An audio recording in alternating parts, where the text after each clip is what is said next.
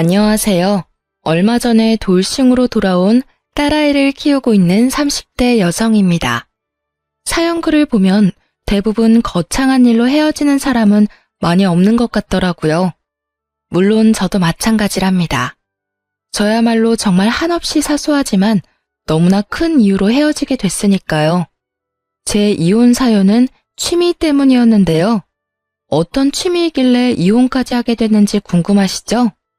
정말 별거 아니지만 여러 아내들의 속을 썩이는 그 취미, 바로 모바일 게임 때문이었어요. 정말 흔하디 흔한 그리고 이유 같지 않은 이유처럼 보이지만 제 이혼에 관한 글을 읽어보시면 왜 이혼을 했는지 이해가 가실 거라고 생각해요. 그러니 오늘 이 글을 읽는 분들의 이해를 구하기 위해 사연글을 작성해 보도록 하겠습니다. 저와 남편은 소개팅으로 만났어요. 저는 당시 학원 강사로 일하고 있었는데 남편은 평범한 월급쟁이였어요. 제가 스펙이 좋았다면야 더 좋은 사람 만나고 싶었지만 저도 스펙이 그리 좋은 편이 아니었고 고만고만한 사람들끼리 만나서 결혼하는 게 덜 피곤할 거라고 생각하고 남편과 결혼까지 하게 됐죠. 흔히들 그렇듯 결혼을 해야 할 나이쯤에 사귀던 사람과 보통 결혼을 하게 되잖아요. 저도 그렇게 생각하고 결혼을 했지만 그때 그런 생각을 해서는 안 됐던 것 같아요. 좀 더 진지하게 알아봤더라면 전 남편의 진짜 모습을 미리 발견하지 않았을까 하는 생각도 드니까요. 그래도 결혼 초반에는 꽤 괜찮았던 것 같아요. 그때는 남편이 아직 게임에 엄청 몰입했던 때도 아니고 집에 신경도 쓰기는 했으니까요. 처음부터 게임 중독은 아니었어요. 결혼 초반에는 그냥 어린애 같은 면이 있는 남자였고 제가 잘 끌어주면 된다고 생각했던 것 같아요. 그리고 신혼이라 남편이 노력한 것 같은데 그런 이유가 아니더라도 그때는 그저 다 용서가 되던 시기였던 것 같아요. 시모가 아들 일이라면 뭐든 감싸고 도는 극성 엄마라는 것도 어느 정도는 이해할 수 있는 부분이었어요. 시부는 동네에서 가게를 하셨는데 뭐든 남편을 좀 탐탁지 않게 생각하시는 면이 있었어요. 그래서 항상 남편에게 올바르게 행동하라는 말을 자주 하시곤 했어요. 솔직히 친정도 시댁과 비슷한 느낌이라 다 이해할 수도 있다고 생각했는데 정말로 이건 아니다 싶은 부분이 생기긴 하더라고요. 처음, 그러니까 남편의 취미 때문에 처음으로 제가 화를 낸 건 결혼식 직후에 있던 첫 번째 명절 때문이었어요. 남편과 미리 이야기를 해서 설 전날에 시댁에 가서 하룻밤 자고 설 당일 오후에는 친정으로 이동하는 동선으로 계획을 짰어요. 물론 남편도 거기에 동의를 했었고요. 시댁과 친정은 저희 집에서 모두 비슷한 거리에 있었지만 친정과 시댁 사이의 거리는 정반대라 2배의 거리였어요. 게다가 결혼 후에는 자주 가지 못했던 만큼 친정에 갈 수 있다는 즐거움과 첫 명절에 대한 두려움으로 저는 저녁에 일찍 잠에 들기로 했죠. 새벽녘 일찍 시댁에 갈 예정이었거든요. 제가 잠에 들 때까지 남편은 잠을 안 자더라고요. 보니 컴퓨터가 있는 방에서 열심히 뭘 하더라고요. 슬쩍 봤더니 게임이었어요. 뭐 게임이야 취미이고 스트레스 풀기용이니 이때는 저도 쿨하게 하도록 놔뒀죠. 이때 이걸 바로 잡았어야 했는데 그때는 이제 곧 남편도 자겠지 하는 마음으로 저 먼저 잠에 들었어요. 그런데 그날 너무 건조했던지라 중간에 목이 가렵고 물이 마시고 싶어서 잠에서 깨버렸어요. 물 한 모금 마실까 하고 조심스레 일어났는데 옆에 남편이 없더군요. 이상하다 싶어서 부엌 정수기에서 물을 따라 먹고 있는데 희미한 불빛과 소리가 남편이 있던 방에서 나더라고요. 슬쩍 가서 확인을 해보니 남편이 누군가와 통화를 하면서 여전히 게임을 하고 있더라고요. 시계를 확인하니 새벽 3시 반. 아침 7시에 시댁으로 출발하기로 했는데 여태 잠을 자고 있지 않으니 환장하겠더라고요. 이 남자가 도대체 무슨 생각으로 일어나 싶어서 결국은 제가 참다 못해 한마디 했죠. 당신 아직도 잠을 안 자면 어떡해. 내일 시댁 가는 거 잊었어? 내가 지금 운전면허 따고 있는 중이라 당신 차 운전도 못 해주잖아. 생각을 좀 하고 놀아. 금방 끝낼 거야. 가서 자. 당신한테 운전해달라고 안 할 테니까 걱정 말고. 걱정이 안 될 수가 없잖아요. 수면 부족으로 차를 몰면 얼마나 위험한지를 아는데. 남편이 잘 거라고 생각하고 저도 다시 잠에 들어봤지만 결국 일찍 깨버렸어요. 5시 좀 넘어서 일어났는데 여전히 남편이 게임을 하고 있더군요. 밤을 꼴딱 샌 거예요. 진짜 하루 날밤 샌 거야? 당신 도대체 왜 이래? 차 몰고 가다가 잠들면 어쩌려고. 괜찮다니까. 왜 아침부터 화를 내? 내가 괜찮다고. 알아서 잘 갈 거니까 걱정하지 말라고. 진짜 차표가 남아있었다면 대중교통을 이용하고 싶을 만큼 불안했지만 어쩔 수 없이 남편 차를 타고 시댁에 갔어요. 남편의 집중력이 끊기기 직전 시댁에 도착해 다행이었지만 시댁에서 남편의 행동은 더 가관이었어요. 마치 일을 많이 해서 지친 것처럼 아이고 하며 안방에 들어가더니 침대 위에 풀썩 드러누워서는 잠부터 자더라고요. 그걸 보던 시모가 저한테 한 소리 하더라고요. 넌 도대체 애가 저렇게 될 때까지 뭐 했어? 아무리 일도 좋지만 남편 내조도 해야지. 내가 봐도 얼굴이 퀭하니 안 좋은데 몸에 좋은 거라도 좀 먹여. 그리고 잠도 좀 푹 재우고. 대체 넌 집에서 뭐 하길래 남편만 저렇게 살이 쏙 빠져? 아니, 너무 어이가 없더라고요. 지 몸 관리 못한 게 저 때문이라고요? 저놈이 스스로 몸 관리 엉망으로 한 걸 왜 저한테 퍼붓는지. 게다가 남편 놈 살 빠지는 게 왜 제 탓이에요? 같은 거 먹고 같은 집에서 사는데 살찌려면 같이 찌는 거지. 게임하느라 살 빠진 거 차마 말할 수 없어 이날은 턱끝까지 차오르는 말들을 삼킬 수밖에 없었어요. 그 때문에 저는 열이 무척이나 받은 상태였고 남편 놈은 여전히 아무 생각 없는 것 같았어요. 저희는 작은 방에서 잤는데 남편은 이번에 폰으로 게임을 하느라 또 날밤을 지새우려고 하더군요. 제가 남편에게 나지막하게 경고를 던졌어요. 적당히 하고 자. 내일 우리 집에 가서 또 처자고 있는 꼴 보기 싫으니까. 알아서 몸 관리하라고. 내가 오늘 당신 때문에 어머님한테 무슨 소리 들었는지 모르지? 나 진짜 열받았으니까 알아서 잘해. 낮에 푹 자서 지금은 졸리지가 않다고. 그리고 내가 다 알아서 하잖아.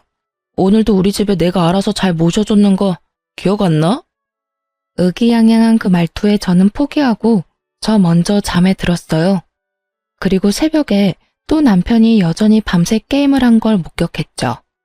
아침 밥을 먹는데 시모가 이렇게 말하더군요. 아무래도 얘가 몸이 너무 안 좋은 것 같아. 오늘도 하루 여기서 한숨 자고 가. 너희 이대로 가다간 사고 난다. 시모의 한마디에 남편이 희색을 하더니 대답하더라고요. 엄마가 봐도 그렇지? 오늘은 좀 쉬어야겠어. 당신도 오늘은 푹 쉬어.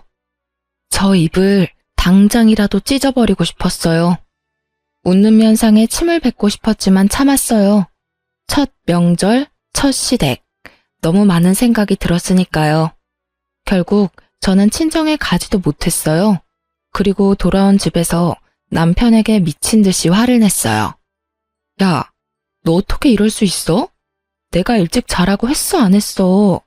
왜 잠도 안 자고 게임하면서 날밤 새는데? 너 때문에 나 친정에도 못 갔거든? 어떻게 책임질 거야? 친정에 못 간 게 왜 내 탓이야? 네가 운전할 줄 알았으면 가면 됐잖아. 솔직히 내가 무슨 기사야? 왜 매번 내가 너 데려다 줘야 하냐고. 너 설마 지금 설날에 친정 가는 게 나 혼자 가야 한다고 생각하는 거야? 미친놈아. 결혼하고 첫 명절이면 너도 우리 부모님한테 인사하러 가야지. 버릇이 없는 거야? 상식이 없는 거야? 내가 너희 집 가는 건 당연한 거고 네가 우리 집 가는 건 선택사항이다 이거니? 그거는 솔직히 부담스러운 건 사실이고 어차피 다 우리 집에서 하고 처가는 인사차 들리기만 하는 거잖아. 그러니까 너 혼자 갔다 와도 되고. 아, 그렇게 생각하고 있었어? 그래, 좋아. 나 혼자 친정 갈 테니까 넌 집에서 열심히 게임이나 하던가. 결국 저는 남편을 두고 짐을 싸서 친정으로 왔어요. 친정에는 일주일만 같이 있겠다고 했고요. 다행히 친정이랑 직장이 그리 멀지 않아서 다행스러운 일이었지만 화가 나는 건 어쩔 수 없더라고요. 이번에 본때를 보여주기로 한 거죠. 역시나 일주일도 안 돼서 남편이 저를 찾아오더라고요. 왜 계속 안 들어와? 집 엉망이니까 집에 와. 내가 왜? 내가 네 식모야? 돌아가더라도 당신이 어지러 놓은 건 안 치울 거야. 당신이 알아서 치우던지. 미안해. 한 3일 신나서 잠도 안 자고 게임했더니 완전 죽겠다고. 몸도 아프고 빈혈인지 일어설 때마다 어지럽고. 남편이 하는 이야기를 들어보니 참으로 딱하면서도 열받았어요. 신난 건 3일까지였답니다. 그 뒤로는 집도 정리가 안 된 상태고 제대로 된 영양소까지 섭취 못해서 엄청 힘들었다고 하더라고요. 혼자 사는 거 잘 맞는 거 같은데 왜? 그냥 혼자 살아. 나 같은 거 그냥 없는 셈 치고. 계속 이렇게 삐딱하게 굴 거야? 나 진짜 힘들다니까. 당신이 있어야 할 것 같아. 잘 들어. 나는 네가 몇 시간씩 게임하느라 안 자고 정신 나간 좀비처럼 노는 거 나 정말로 아예 상관 안 해. 그런데 너의 그 행동 때문에 미리 계획했던 약속한 걸 깨는 건 정말로 잘못됐다고 생각해. 네가 뭘 하든 나한테 피해는 주지 말았어야지. 친정에 못 가게 한 건 정말로 평생 내 가슴에 박혀 있을 일이거든?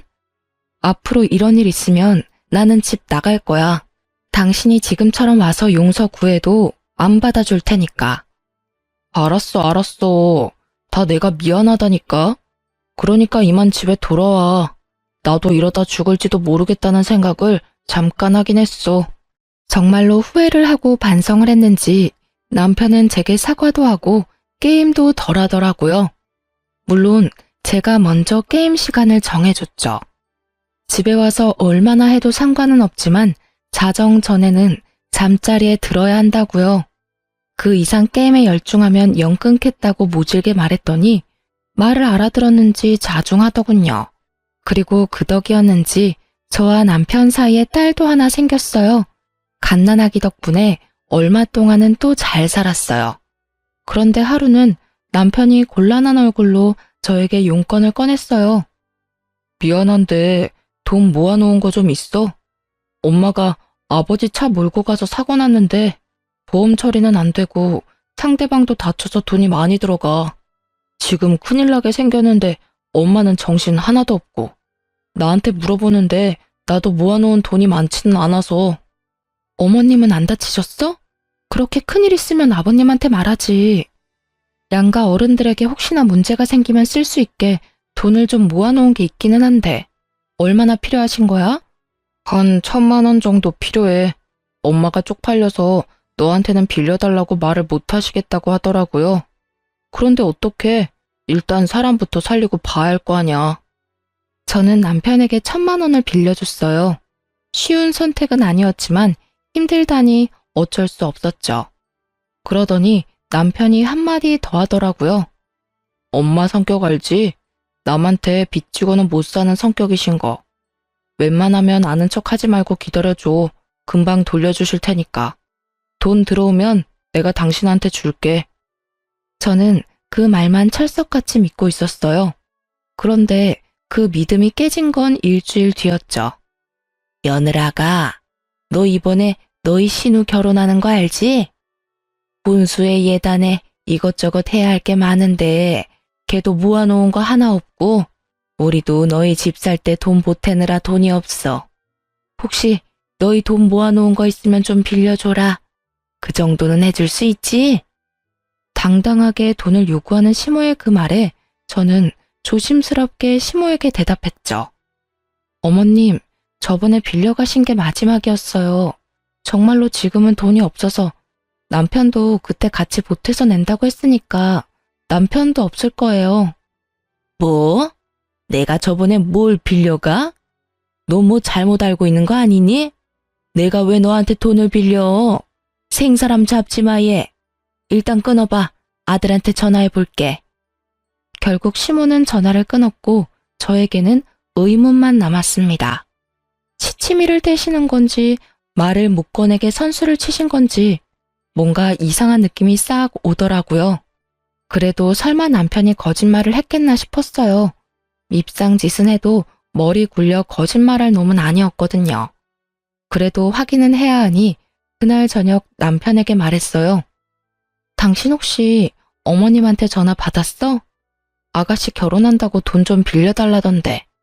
저번에 빌려드린 돈은 아예 다 쓰신 거야? 어? 그거? 아마 그때 다 쓰셨으니까 연락 오셨겠지? 아, 맞다. 나 쓰레기 좀 버리고 올게. 말을 하다 말고 남편이 마치 도망가듯 쓰레기를 부랴부랴 들고 밖으로 나가더라고요.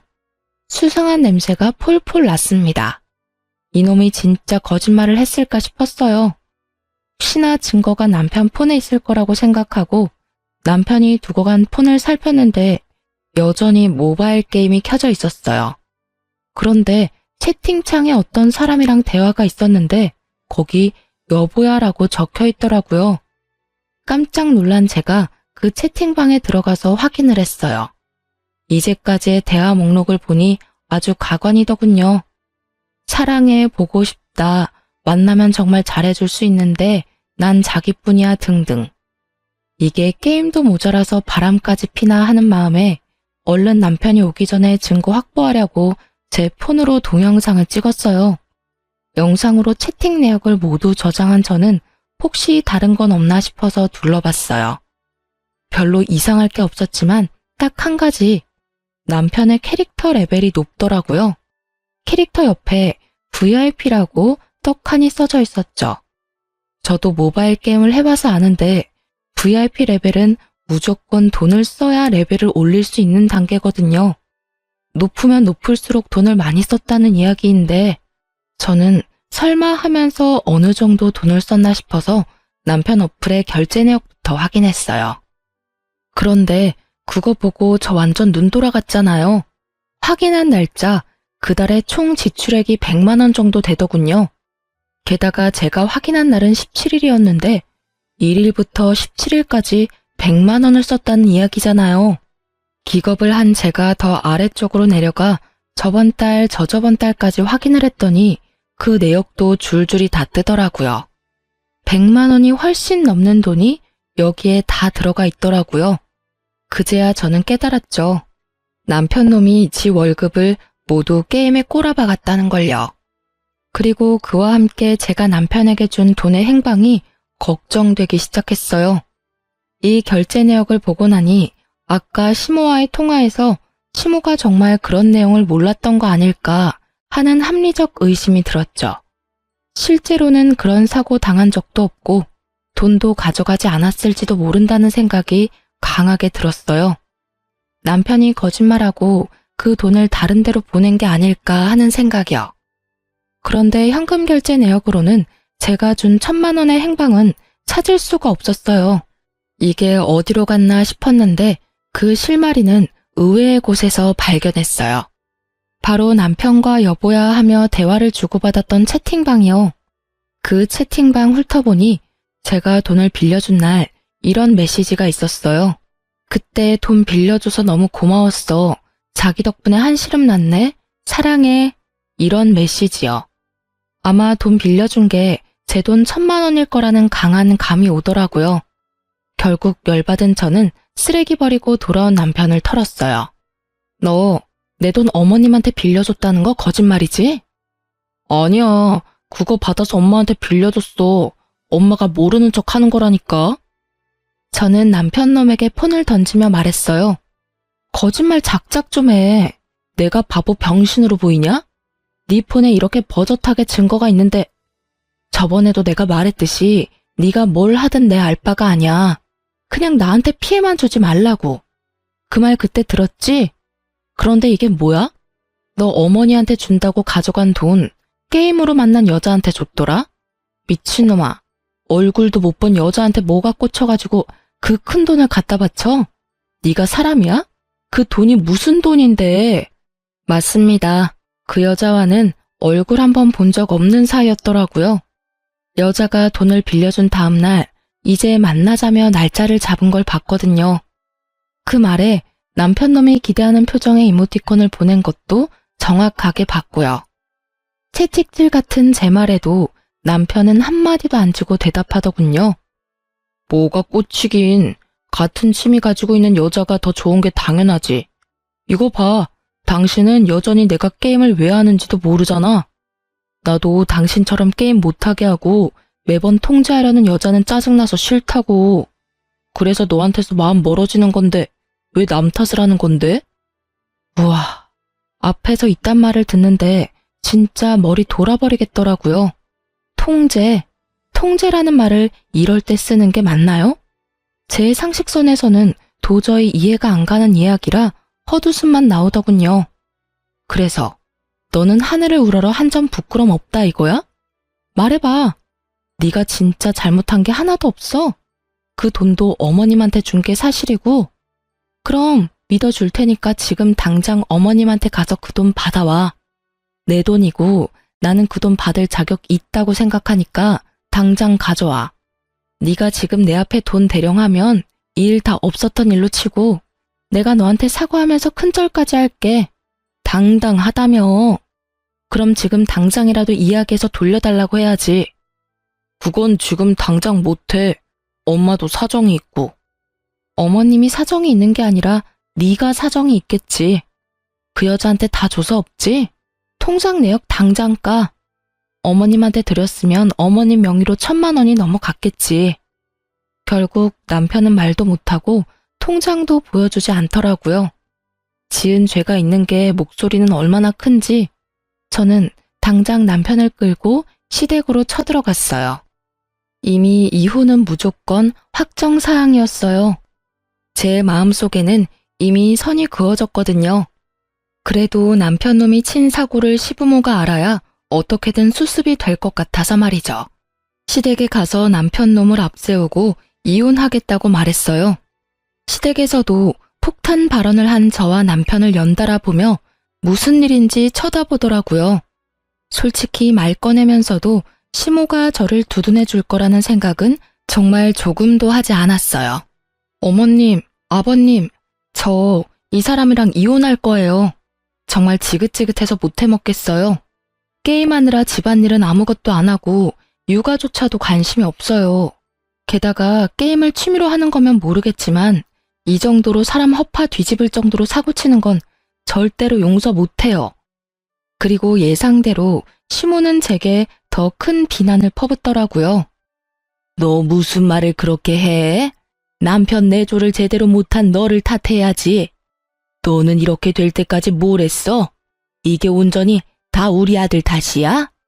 네가 신경 쓰고 관리했으면 이렇게까지는 되지 않았을 거 아니야?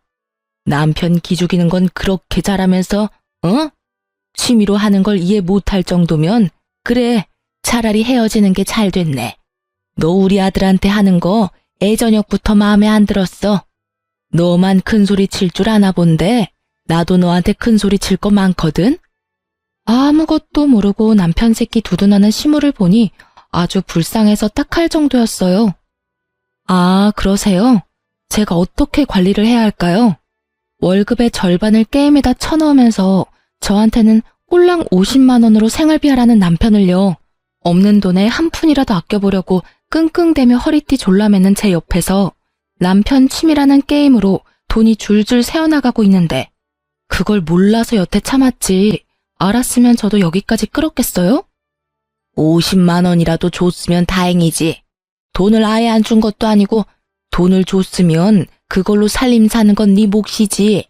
그리고 남편한테 관심이 없으니 돈 나가는 것도 몰랐던 거 아니냐? 이게 네가 내조를 제대로 안 한다는 증거지. 시모 말이 끝나자마자 남편 놈이 의기양양하게 되지도 않는 말 하고 있더라고요. 그래, 넌 처음부터 내 취미 생활을 인정을 안 하잖아. 솔직히 내 돈을 내 취미에 쓰는 게 왜 나빠? 돈을 안 준 것도 아닌데 그걸로 생활비 했으면 나한테 할 말 없지. 시모를 등에 업고 입이 10개라도 할 말이 없어야 할 죄인이 뚫린 입으로 말은 얼마나 잘하던지요. 그 꼴을 보니 더 열받아서 저도 모르게 흥분하게 되더라고요. 결국 큰 소리로 꽥 냅다 질러버렸죠. 뭐? 야, 네가 돈만 썼어?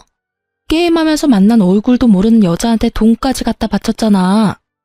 어머님이 아버님 차 끌고 가서 사고 쳤다는 말로 나 속이고 내가 모아놓은 돈 1,000만 원 가져가서 그 여자한테 준 거잖아. 통장 내역 보면 다 나와. 속일 생각하지 말라고. 핏덩이 같은 딸내미 놔두고 얼굴도 모르는 여자한테 홀라당 넘어가서 돈 준 것도 화가 나는데 뭐? 네가 나한테 생활비 줬다고 내가 할 말이 없어야 한다고? 그럴 거면 결혼은 왜 했냐 이 새끼야. 너야말로 나한테 할 말이 없어야지. 뚫린 입이라고 다 같은 입인 줄 알아? 그게 무슨 소리야? 내가 사고를 쳤다니? 역시 남편이 아무 이야기를 안 했던 것 같더라고요. 그래서 저도 자세하게 알려드렸죠. 알아야 저놈 두둔하는 게 얼마나 쓸모없는 일인지를 알 테니까요. 제 돈 1,000만 원 가져가면서 그러더라고요. 어머님이 아버님 차 끌고 가서 사고 쳤다고요.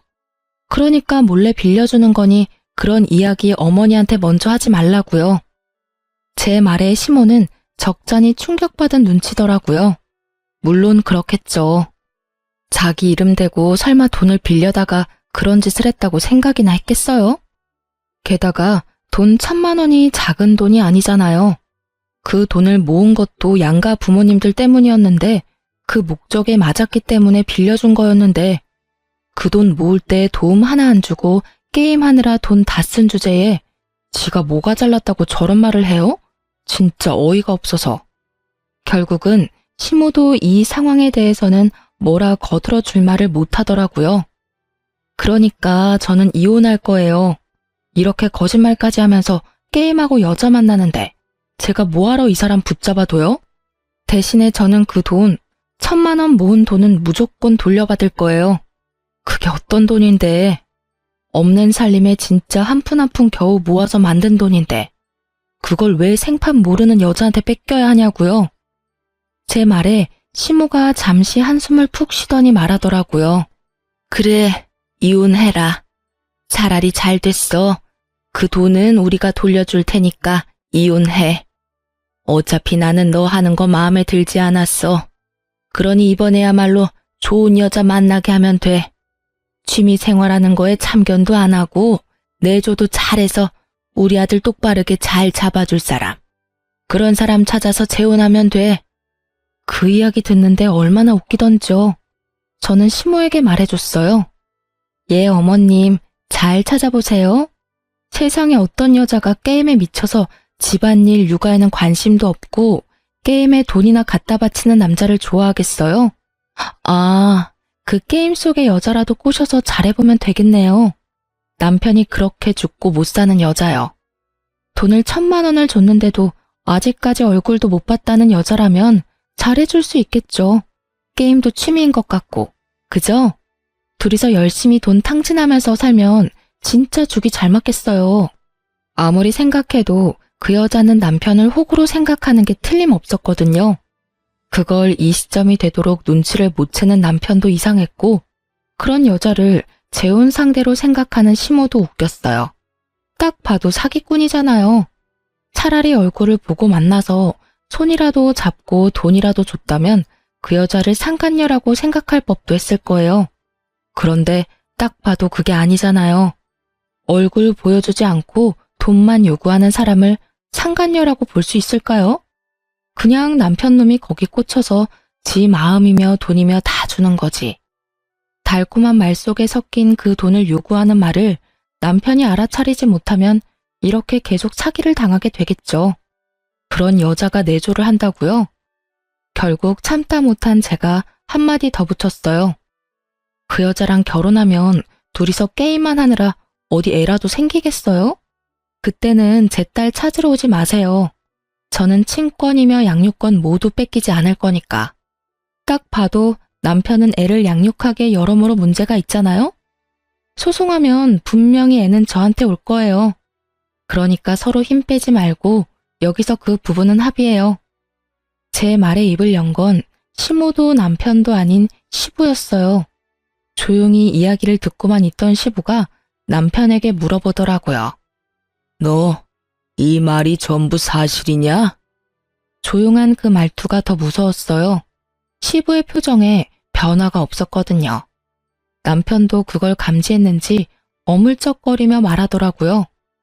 사실이냐고 하면 돈 빌린 건 맞아요. 그리고 그 여자랑 대화한 것도 맞는데 돈은 내가 빌려주기로 한 거고 그 여자가 강하게 요구한 것도 아니고 게임은 내 돈으로 한 거니까 와이프 말처럼 내가 다 잘못했다고는 생각 안 하는데요.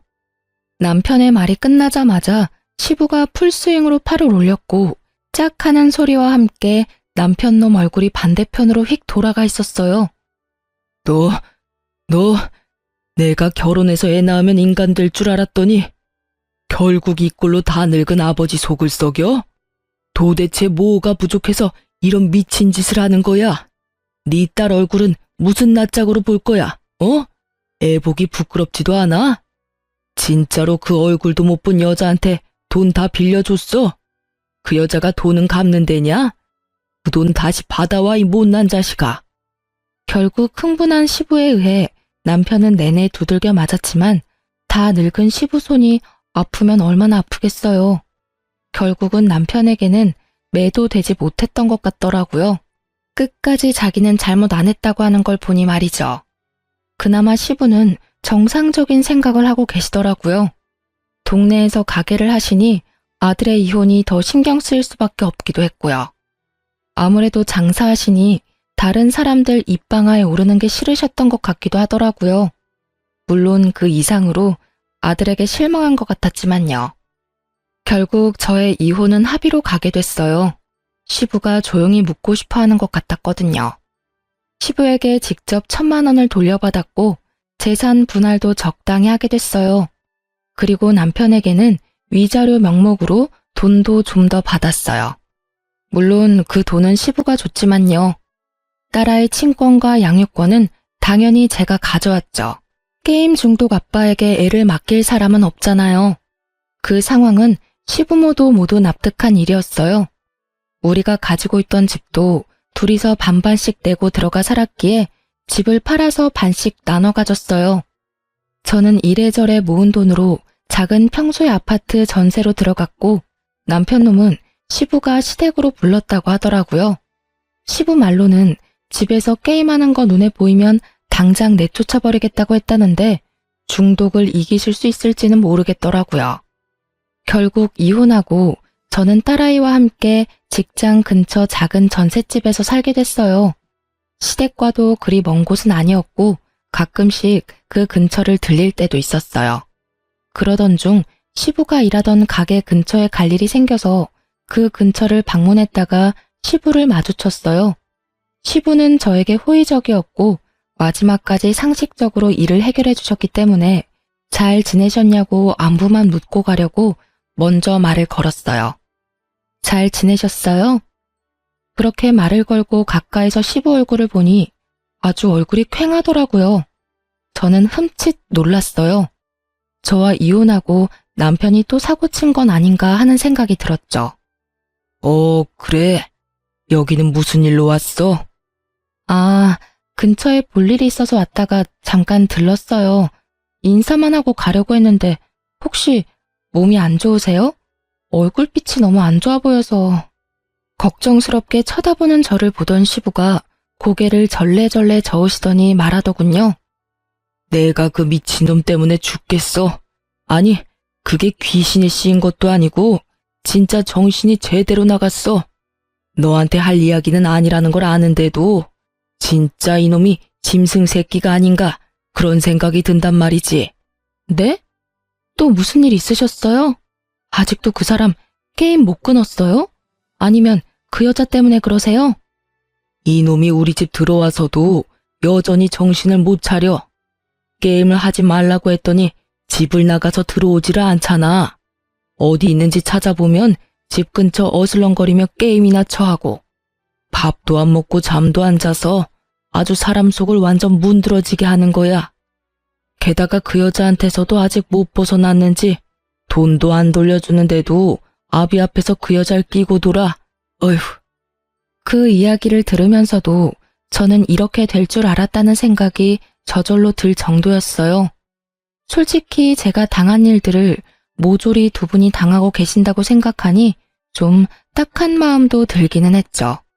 아, 물론 자식 잘못 키운 부모 입장에서 바라보면 그렇단 거죠. 그런데 그것뿐만이 아니야.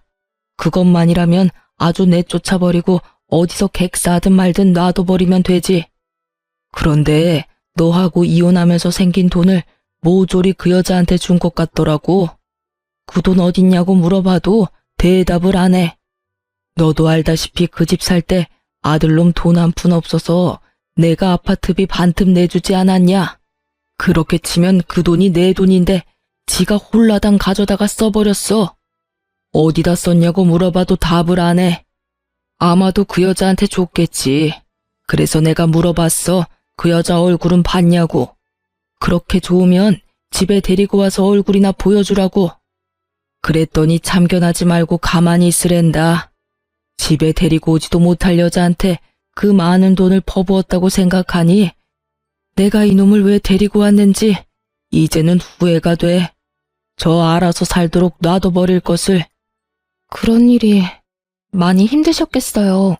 그래서 지금도 같이 살고 있고요? 아니야. 이 못난 놈 저번 주에 내보냈어. 월세방 하나 얻어주고 지가 월세 못 내면 알아서 쫓겨나겠지. 그것도 왜 내보낸지 알면 기도 안 찰 거다. 얼마 전부터 집안에 있는 물건이 하나씩 없어지더라고. 처음에는 부엌에 있는 물건이었는데 그 다음에는 컴퓨터나 TV, 공기청정기가 없어지더라고. 알고 보니 아들놈이 그걸 가져갔더라고. 어디다 썼냐고 물어보니 답을 안 하길래 알아보니까 그거를 다 갖다 중고시장에 팔아버렸더라고. 돈으로 바꿔서는 또 그 돈도 여자한테 보냈더라고. 내가 그걸 알고 나니 진짜 귀신을 집에 들렸다 싶어가지고 당장 내보내버렸지. 집에 못 들어오도록 비밀번호까지 바꾸고. 그 말을 듣는데 이젠 저도 위로의 말을 못 꺼내겠더라고요. 얼마나 고생했을지가 눈에 훤해서요. 제가 그런 말하면 죄송할 것 같아서 말을 아꼈어요. 그랬더니 시부가 저한테 그러더군요. 너 이혼 잘했어. 그놈 데리고 있었으면 우리 손녀까지 팔아치웠을지도 모를 일이야. 봐라.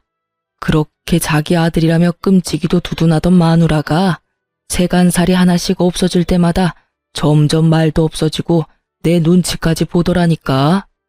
결국 냉장고 없어졌을 때 이놈의 옆에 내가 내 앞에서 울더라니까. 그렇게 아들 편들지 말라고. 나쁜 건 고쳐야 되니 모질게라도 대하라고 했건만 그걸 못해서는 결국 아들을 저렇게 만들었으니. 그 말을 하는데 하필 시모가 가게 안으로 들어오시더라고요. 제가 이혼하기 전에 시모는 아무 일도 안 하는 전업주부였는데 남편이 얼마나 재정적으로 두 분을 쪼들리게 만들었는지 결국 시모도 시부 가게에 나와서 일을 도와주고 계셨더라고요. 시모는 제 얼굴 보고 흠칫하더니 이내 눈물을 주룩주룩 흘리더라고요.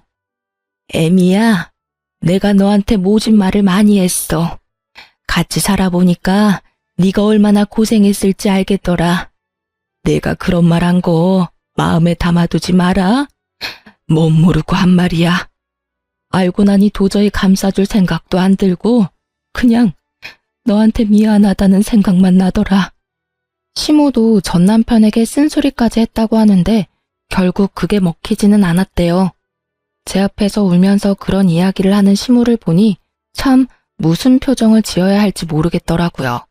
그렇지만 분명하게 드는 생각은 딸아이만이라도 데리고 나와서 정말 다행이라는 생각이었죠.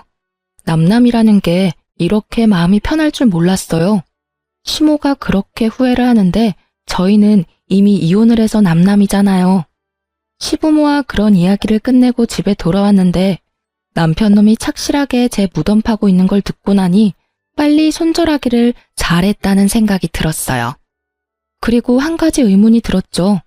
도대체 게임 속의 여자는 얼마나 대단한 여자길래 이렇게 남자의 골수까지 빨아먹나 싶은 생각이 들었거든요.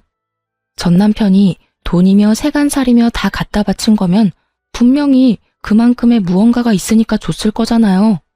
그런데 얼굴은 한 번도 본 적이 없다고 하고 아무래도 사기꾼 냄새가 났는데 전 남편이 그걸 눈치를 못 챘다는 것도 이상하니까요. 찝찝함을 남겨두고 그렇게 시간이 좀 흘렀어요. 시부모와 대화를 나눈 지 한 달 좀 되지 않았을 때 친정엄마한테서 연락이 왔더라고요. 너 그 이야기 들었어? 네 전 남편 이야기. 엄마 그거 듣고 완전 뒤집어졌잖아. 응? 무슨 이야기? 그리고 이미 인연 끊긴 사람 이야기는 왜 갖고 와? 엄마는 기분 안 나빠? 나는 솔직히 기분 나쁘거든? 기분 나빠도 들어봐. 니네 시댁이었던 사람들 그 동네에서 가게 하지 않니? 엄마 친구 중에 거기 단골이 있는데 소문이 완전 파다하게 났다고 하더라고. 무슨 소문? 뭐 이제 와서 재혼이라도 한대? 재혼은 무슨, 사기당했다고. 사기? 뭐 충분히 예상 가능한 거였지만 놀라긴 했어요. 이제야 터진 거에. 그래, 네 전 남편이 그렇게 그 여자 얼굴 한번 보려고 돈을 그만큼 퍼부었다는데 여자가 만나자고 한 날부터 잠적했다고 하더라고. 그래서 네 전 남편이 눈에 불을 켜고 찾아다녔대.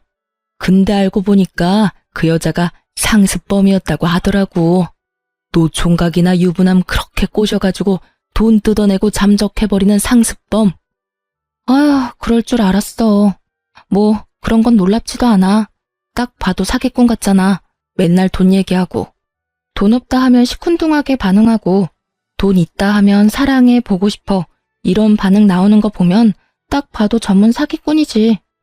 이제야 그걸 알았다는 게 나는 더 놀라운데. 근데 너 이거는 알았니? 그 여자가 사실은 여자도 아니었대.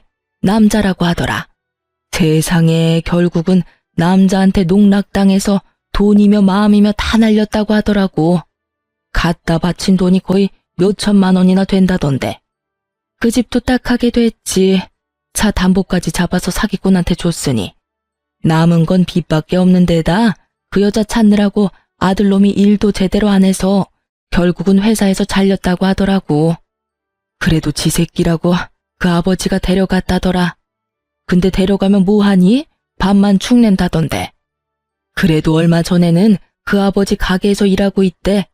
엄청 말도 없어지고 음침해지기는 했는데 게임은 안 한다고 하던데. 그 여자가 여자가 아니라 남자였다니.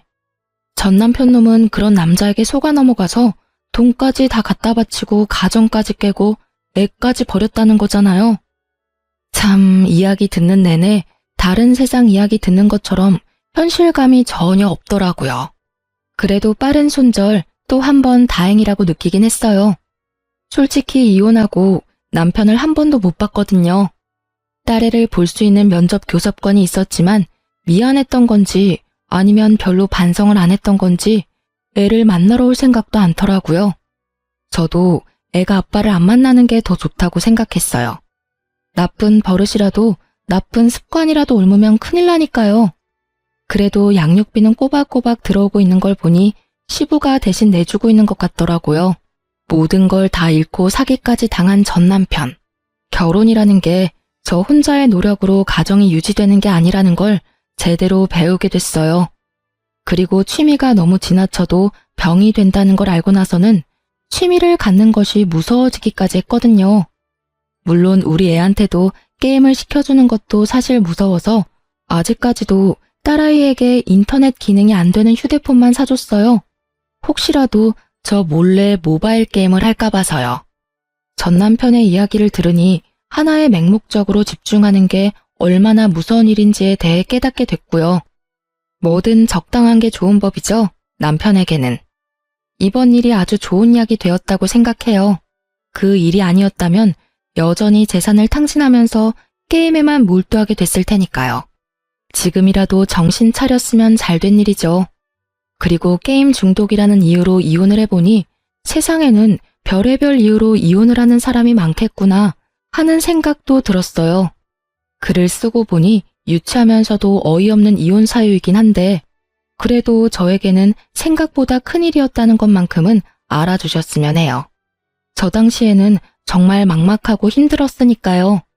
쓰다 보니 글이 길어졌지만 글이 지루하지는 않으셨을 거예요. 뒷골 잡게 만드는 남편놈 덕분에요. 바쁘신 와중에 긴 글 읽어주셔서 너무 감사합니다.